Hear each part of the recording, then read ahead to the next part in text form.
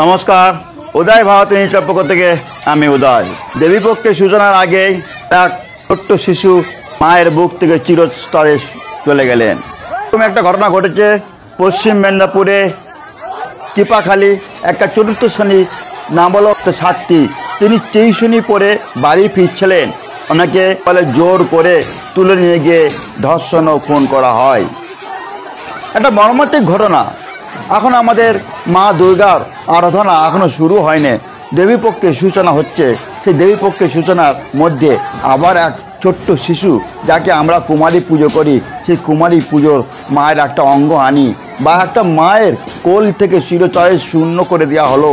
এটা কোন দেশে আমরা বাস করছি? একটা মর্মান্তিক ঘটবাহিত হচ্ছে। আমরা কি পশ্চিমবঙ্গে কি মানুষ হয়ে এটুকু সান্ত্বনা পাচ্ছি না? একের পর এক ধর্ষণ, একের পর এক নির্যাতন, নিপীড়িত হচ্ছে মহিলারা। সত্যি কি পশ্চিমবঙ্গে আমাদের আইন শৃঙ্খলা আছে? নাকি আইন শৃঙ্খলা কোথাও কোথাও একটা স্তম্ভিত হয়ে দাঁড়াচ্ছে, কোথাও একটা প্রত্যেকটা মানুষের মনে প্রশ্ন হয়ে দাঁড়াচ্ছে যে আমরা সুরক্ষিত? আজকে মা দুর্গা দেবীর যে আরাধনা, যেটা আজকে মানুষের চারদিকে আলোয় আলোকিত রোশনি, সেখানে কি মা বোনেরা কি প্রতিমা দর্শন করে বাড়ি ফিরতে পারবে তো যথাসময়? মানুষের মনে প্রশ্ন জাগছে।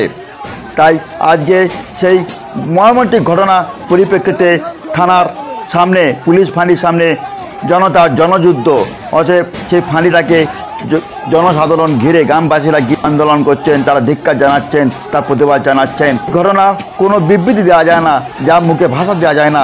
একটা জলজান্ত একটা চতুর্থ শ্রেণীর ছাত্রী নাবালক, যাকে বলা হয়, তার চিরতরের মতো জীবন চলে গেল, চিরতরের মতো তার জীবন কেড়ে নিল। যেসব মানুষরা, যেসব ব্যক্তিরা যারা এইসব কাজে যুক্ত হচ্ছেন, যারা লিপ্ত আছেন, তারা কি সত্যি তাদের পরিবারের মানুষজন বা তাদের ফ্যামিলি কেউ কিছু আছে? আমরা জানি না। প্রশ্ন তাদের যে তারা মানুষ না পশুর জন্মগ্রহণ করে।